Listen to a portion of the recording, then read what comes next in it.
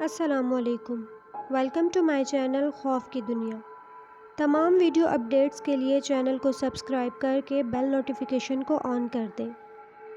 بات زیادہ پرانی نہیں تھی جب میں بھی ہر نوجوان کی طرح اپنی زندگی موج مستی کے ساتھ گزارا کرتا تھا۔ صبح اٹھ کر یونیورسٹی اور اس کے بعد دوستوں کے ساتھ رات بھر ہلا گلا، بس یہی زندگی تھی۔ مگر تب تک وہ رات میری زندگی میں نہیں آئی تھی جس نے میری زندگی کو یکسر بدل کر رکھ دیا۔ ہر رات کی طرح اس رات بھی میں اپنے دوستوں کے ساتھ بائک چلاتے ہوئے آوارہ گردی میں مصروف تھا، جب میرے 3 دوستوں میں سے ایک کی نظر اس لڑکی پر پڑی۔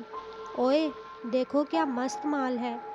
ارسلان اور قاسم جو ایک بائک پر تھے، انہوں نے چلاتے ہوئے میری اور ولید کی توجہ پھولوں کی دکان پر کھڑی لڑکی کی جانب مبذول کرائی۔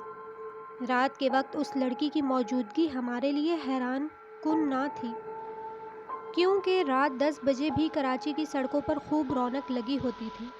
اس لڑکی کو دیکھتے ہوئے ایک پل کو تو میں ساکت رہ گیا، مگر اگلے ہی لمحے ڈگمگاتی بائک مجھے ہوش کی دنیا میں واپس لے آئی۔ راہ چلتی لڑکیوں کو چھیڑنا، ان پر جملے کسنا ہماری لوفر طبیعت کا خاصہ بن گیا تھا، جس کے ہاتھوں مجبور ہو کر میرے دوستوں نے اونچی اونچی آواز میں گنگنانا شروع کر دیا۔ پھر میرے اندر موجود ٹھڑک کا کیڑا مجھے کچھ اور کرنے پر اکسا رہا تھا، جس کے باعث پھولوں کی دکان کے سامنے سے گزرتے ہوئے میں نے اپنا بایاں ہاتھ اٹھایا اور اس لڑکی کی کمر پر پھیرتا ہوا آگے نکل گیا۔ مگر جانے سے پہلے ایک بار چہرہ موڑ کر اسے ضرور دیکھا۔ جہاں میرے لب تبسم میں ڈھلے ہوئے تھے، وہیں اس کی غزالی آنکھوں میں شعلے بھڑکنے لگے تھے، جن کی تپش نے میری زندگی کو پھر یکسر بدل کے رکھ دیا۔ ابے دانش کے بچے، تو نے موقع دیکھتے ہی چوکا مار دیا۔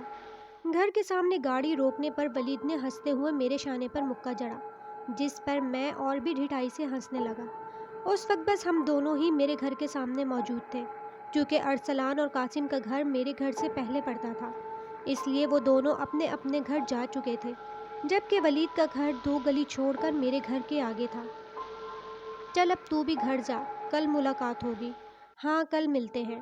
ولید اپنی بائک اسٹارٹ کرتا گھر کی طرف روانہ ہو گیا۔ میں بھی دروازے کی کنڈی ہٹا کر گھر میں داخل ہوا۔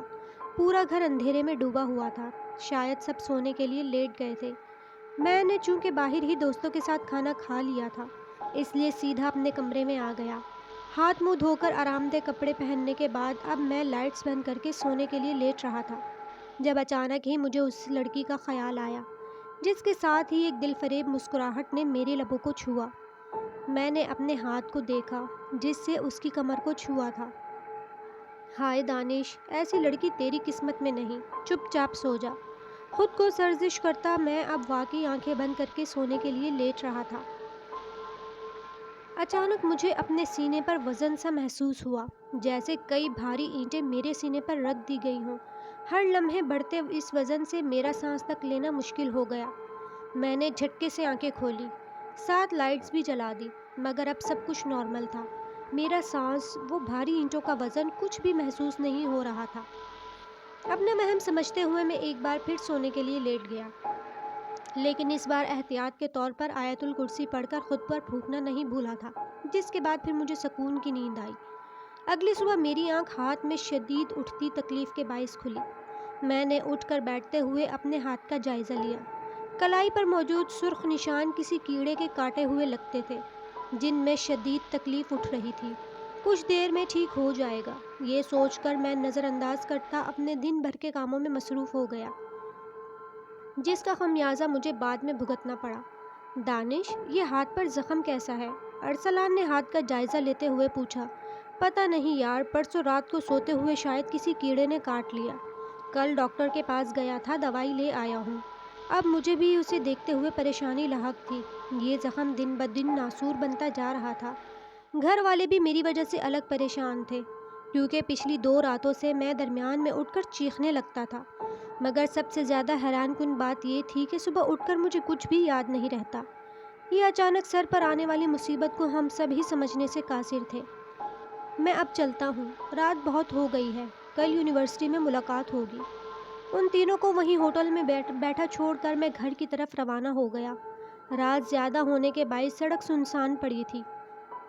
میں سڑک پر نظریں جمائے آگے بڑھ رہا تھا جب اچانک وہ عورت میری گاڑی کے سامنے آ گئی۔ اس سے پہلے میں بریک لگاتا میری گاڑی اس کے وجود سے آر پار ہو گئی۔ ایک جھٹکے سے گاڑی کو روکتے ہوئے میں نے پیچھے مڑ کر دیکھا جہاں اب کوئی نہیں تھا، لیکن اس کا وہ خوفناک چہرہ میرا دماغ معاف کر چکا تھا۔ اس رات میں کیسے گھر پہنچا یہ میں خود بھی نہیں جانتا۔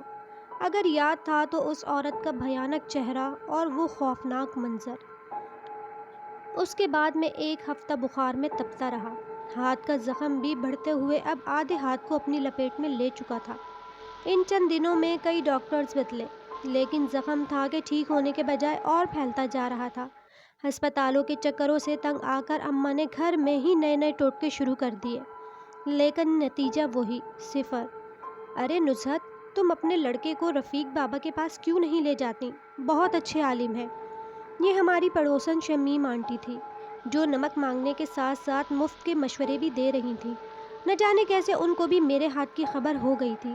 تم جانتی ہو شمیم، ہم بابا کے چکر میں نہیں پڑتے، اماں نے نمک ان کو تھماتے ہوئے کہا، جو صحن میں بچھے تخت پر بیٹھی پان چبا رہی تھی۔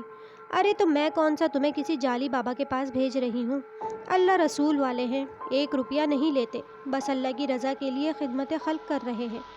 آنٹی شمیم کی باتیں اور کچھ میری حالت کا اثر تھا کہ اماں نہ صرف خود جانے کے لیے راضی ہو گئی، بلکہ زبردستی مجھے بھی وہاں جانے کے لیے تیار کر لیا۔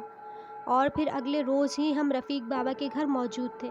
میں حیرت سے اس بڑے مگر صاف ستھرے کمرے کو دیکھ رہا تھا جہاں مجھ جیسے اور بھی لوگ اپنے کسی نہ کسی مسئلے کی خاطر وہاں موجود تھے۔ خوش قسمتی سے 2 افراد کے بعد تیسرا نمبر میرا تھا۔ میں دور بیٹھا خاموشی سے اس پرنور شخصیت کو دیکھ رہا تھا جو اپنے حلیے سے ہی نمازی پرہیزگار لگتے تھے۔ آنٹی شمیم کی باتیں سچ ثابت ہوئی تھیں، اس لیے اپنی باری آنے پر میں مطمئن سا اماں کے ساتھ اٹھ کر ان کے پاس چلا گیا۔ ابھی ہم بیٹھے بھی نہیں تھے جب رفیق بابا نے مجھے مخاطب کیا، بیٹا آپ ذرا انتظار کرو، میں باقی لوگوں کو دیکھ لوں، پھر آخر میں تفصیل سے آپ سے بات کرتا ہوں۔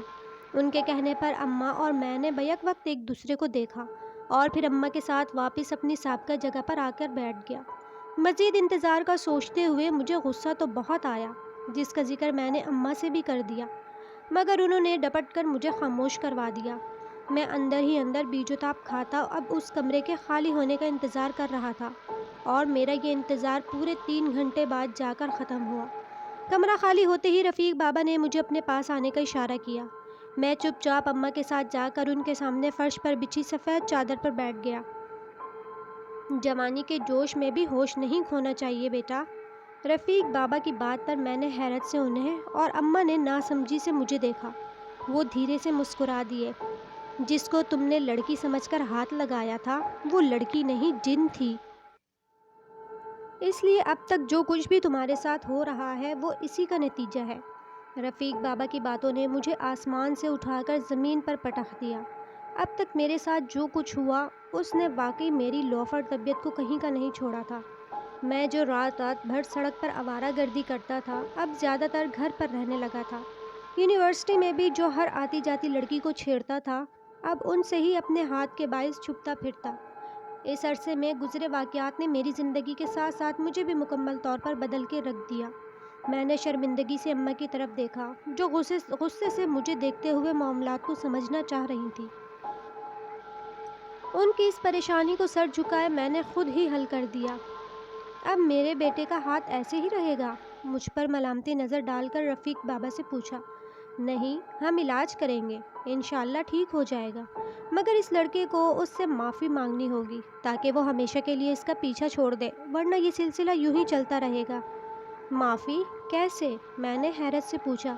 انہوں نے بغیر جواب دیے زیر لب کچھ پڑھنا شروع کیا، اور پھر وہ جنی کب اماں کے وجود میں حاضر ہوئی پتہ ہی نہیں چلا۔ معلوم تو تب ہوا جب اماں کی بھاری آواز کمرے کی خاموشی کو چیرتے ہوئے گونج اٹھی۔ میرے خوف سے رونگٹے کھڑے ہو گئے۔ کیوں بلایا مجھے؟ یہ لڑکا تجھ سے اپنی خطا کی معافی چاہتا ہے، اسے معاف کر کے اس کا پیچھا چھوڑ دے۔ رفیق بابا کے کہنے پر اس نے میری طرف دیکھا۔ پورے کمرے میں اس کی غرغراہٹیں سنائی دے رہی تھیں۔ اس کے دیکھنے پر میرے ہاتھ خود بخود معافی کے لیے جڑ گئے۔ مجھے معاف کر دو، آئندہ کسی لڑکی کو نہیں چھیڑوں گا، مجھ سے غلطی ہو گئی، معاف کر دو۔ میں روتے ہوئے معافیاں مانگتا رہا کہ دیکھتے ہی دیکھتے اماں کا وجود بے جان ہو کر سفید چادر پر گر گیا۔ اماں وہ ٹھیک ہیں، بس بے ہوش ہوئی ہیں۔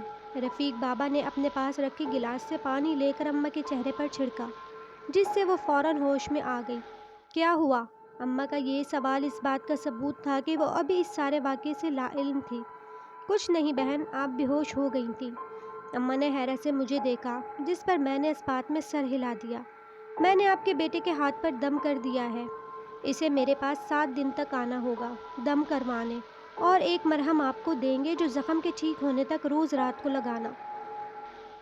رفیق بابا نے اماں کی توجہ پھر میری طرف کر دی، جس سے وہ اپنے بے ہوش ہونے والی بات کو بھول کر میرے ہاتھ کے متعلق پوچھتی رہی۔ اس کے بعد ہم گھر واپس لوٹ آئے، اور پھر جیسا رفیق بابا نے کہا تھا ویسا ہی ہوا۔ میں 7 دن تک بلا ناغہ رفیق بابا کے پاس دم کروانے جاتا تھا، اور مرہم بھی باقاعدگی سے لگا رہا تھا۔ اس دوران میں نے نماز بھی باقاعدگی سے پڑھنا شروع کر دی تھی۔ اللہ کے کلام کا اثر تھا کہ میرا ہاتھ بھی اب ٹھیک ہونے لگا تھا۔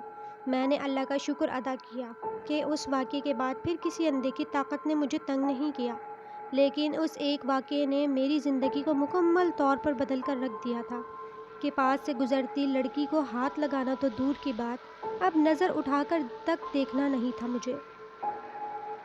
لیکن اس ایک واقعے نے میری زندگی کو مکمل طور پر بدل کر رکھ دیا تھا کہ پاس سے گزرتی لڑکی کو ہاتھ لگانا تو دور کی بات۔